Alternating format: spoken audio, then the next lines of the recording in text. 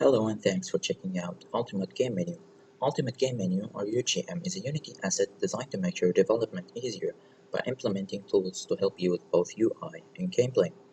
UGM includes a rebindable input manager, an audio channel system to manage the volume of different audio sources, a saved value system to save the value of different UI elements and restore them, and a fully operational menu with options for volume, shadows, VSync, and so on, and many more options to further customize it. So let's get on a little bit more with the details. The input manager is basically based on categories. Over here we can see two categories, on foot and in car. Both of these categories include binds. Over here we can see a walk forward bind, a walk backwards, strafe right, and strafe left. Every bind basically contains a name for that bind, primary key code, a secondary key code, and an extra. The bind key over here will bind this key to any key we press on the keyboard. So if we were to press this key and then press space, you can see that space was selected. It's not really a perfect system, but it makes it a lot easier. Some buttons already interact with the inspector, which makes it harder a little bit, but it's a lot better than just going through this huge list. So let's see, we can bind it to up, we can bind it to down, we can bind it to the backspace, or we can just leave it to the default, which is the W key. Now, this input manager over here, as you can see, contains this boolean field for auto creating UI elements. What this does is that it communicates with the game menu to create UI for these binds automatically. The file name is basically the file that these binds will be saved to. The audio manager is same in structure, a file name and auto create UI. The audio channels is an array containing audio channels. As you can see over here in this music channel, you can see that it contains a name field. The name field will define the name of the channel. The volume will define that channel's default volume. As you can see over here, each channel has a select button in front of it. What this button does is it's used to arrange the order of these elements. So if we were to select the middle, we can see that we can move it down, up, up, and so on. It's not really perfect or so on, but it gets the job done. Next on is the saved values. The saved values is an array also of saved values containing a field for the name. The UI determines the kind of UI you want to save its value. Then you have to assign the UI. Then you have to assign the data type, integer, float, or string, and then you assign a default value. As you can see, I use this saved value system for working with the multiplier, which is not implemented in the game menu. These values will be saved and updated every time they are changed. Next up is the game menu component. As you can see, it contains options to define how the game menu works. Now, mainly you're going to be working with the menu properties over here, which will define what kind of menu is this, a main menu or an in-game menu, or in other words, a pause menu. Now, the main menu needs a new game button that will load the first level in the game. Next on, we can see all the levels that are defined inside of the game, with also auto UI creation inside of the game. And in here, we can see that each field needs a scene, which is the scene for the level, a preview, which is the sprite that will be shown in the select level, a name, which is the name of the level, and the description. The new game button will automatically load the first level inside of the levels over here, as it's the first level, which is the new game level. Now, if you were to see this UI in action, you can see that it's a pretty basic menu: single player, multiplayer, options, and quit. The single player over here containing a resume button, which is not enabled, a new game button, a load game, and a level select. The new game will load the first level inside of the game, which is this button over here. The level select will allow us to select the level that we want to play, and as you can see, level 1 over here is basically the name that we assigned it here, level 1, and the description, first game level, and if we were to press the play button, we will load that scene and play that level. So top is a multiplayer. The multiplayer menu contains two options: join or host. Multiplayer is not functional as it differs from different game to game. The join menu contains a refresh button and this vertical panel over here. The host menu contains a server name, a max players, a LAN or internet switch, and a host button. Now these options over here are saved as saved values. So if you were to change their values, let's say that the server name is EXO player or something like that. The maximum players 18. It's a LAN game. Now also, as you can see, the maximum players will show the amount of players as we scroll. Need feature. So let's say we want 10 players. Now, if you were to reload the game, you will find that these options are all saved and will be loaded back. And if we were to look over here, you can see that the options are also updated in the inspector. Now, next up is the options. The options contains audio, which is the volume. As you heard, there is already volume playing in the background, but I minimized the volume so it won't show up. Next up is the audio channels, and this is where the audio channels generated UI is. As you can see, it corresponds to our channels over here: music, FX, and speech. So next up is the video options. Video options containing options for shadows, non-hard shadows or soft shadows, shadow quality between low, medium, high, ultra, anti-aliasing, anisotropic filtering, VSync, and real-time reflections. Resolution is also present, but in the editor you will see that you will only get the 640 by 480 resolution as it's the default editor resolution, but inside a build game you will find all the resolutions available for that screen. The full screen switch also is not operational inside of the editor, but it will operate outside. Next up, we have the controls, which were also created from the input manager, as you can see. At the top, we can see the categories, and inside of each category, we will find each button. With three, we can find each bind with 3 buttons to change the key code for the corresponding bind. Let's say the walk forward will be Q, for example, and so on. Let's say that the walk backwards will be Z or something like that.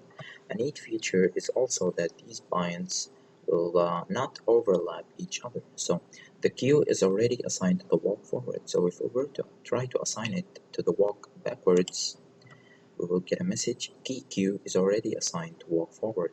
What do you want to do? Switch or cancel? Cancel basically cancels your action.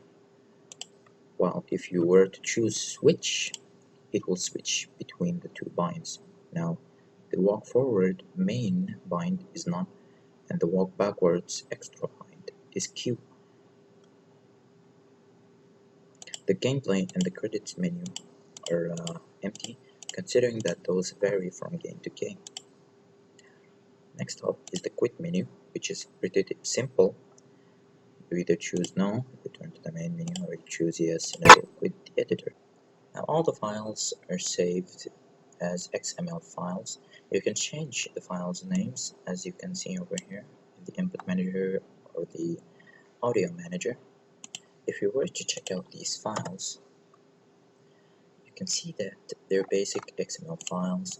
You can change them without having to relaunch the game for any cause may that be. You can see over here the binds, next up the audio channels, and so on. Now, if we were to try and corrupt these saves by, let's say, giving the same key code for different binds, so the walk forwards key is W, so if we were to try to make the walk backwards key code W as well, and if we were to start the game,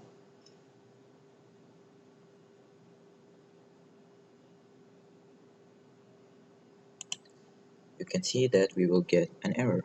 Controls overlapping found, binds will reset. You might ask yourself, how will these binds reset? It will reload the default value for that bind, which is the S key. Now, you might ask yourself, what are my default binds? It's the binds that you defined over here in the input manager. The walk forward being the walk forwards main key being W, secondary key being up arrow, extra being none. These values will be resaved as your current save, and the same also applies for the audio and the menu settings.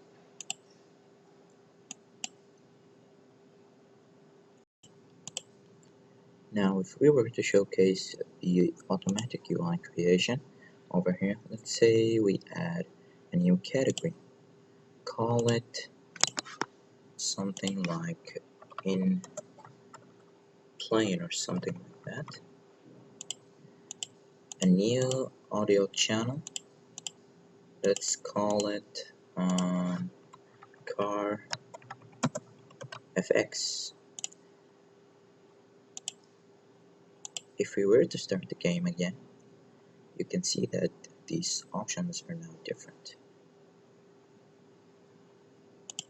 Inside of the options audio panel, we can see that now we have a car FX channel that we can change its volume, and inside of the controls we can see a new in plane category.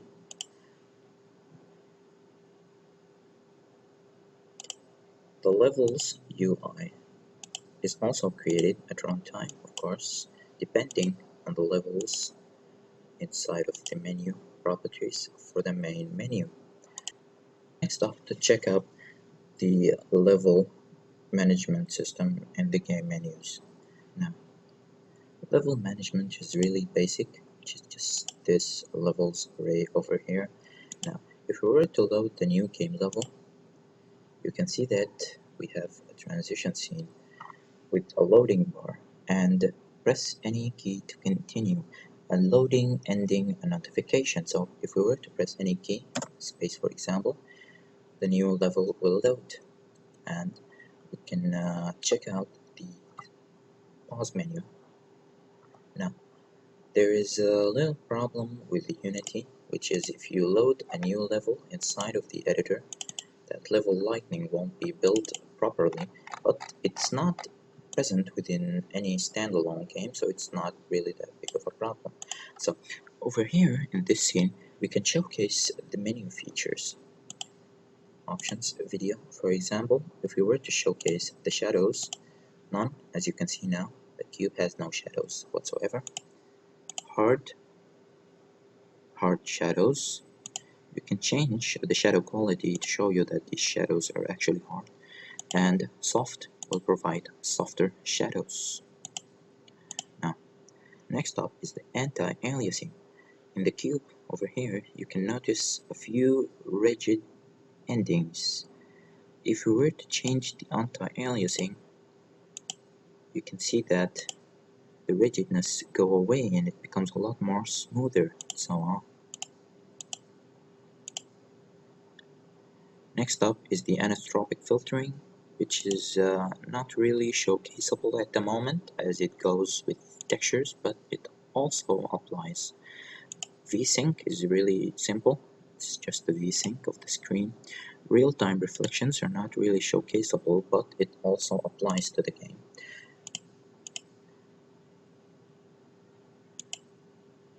And of course, all of these options will be saved and loaded when the game starts. If we were to look in the game menu over here, you can see that the menu type is different, and that provides different variable types.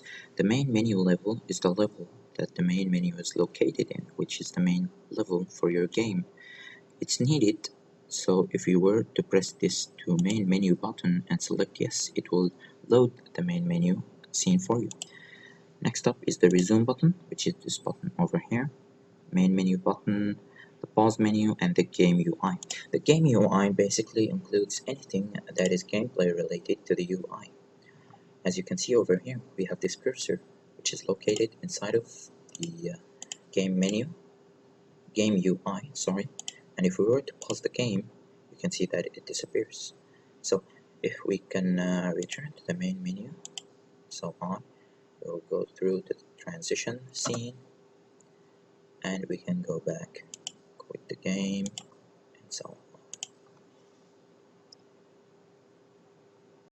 We also have an example folder over here containing a script to showcase the features of the input manager that showcase basically how axes work inside of the input manager and how they are changed.